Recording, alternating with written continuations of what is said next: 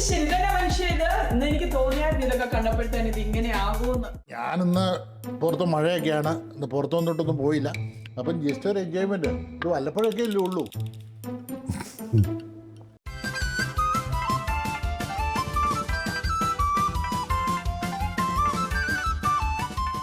എന്താ പറ്റിയ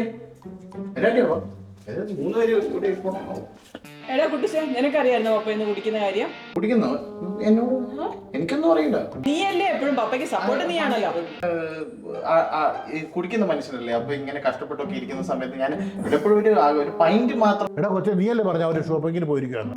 ഇത്ര പെട്ടെന്ന് തിരിച്ചു വരുമെന്ന് എനിക്കറിയത്തില്ലായിരുന്നു. ഇത് എന്നതാണോ ഒരു മര്യാദയ്ക്ക് ഒരു സ്മോൾ അടിക്കാനും സമ്മതിക്കുകയല്ല.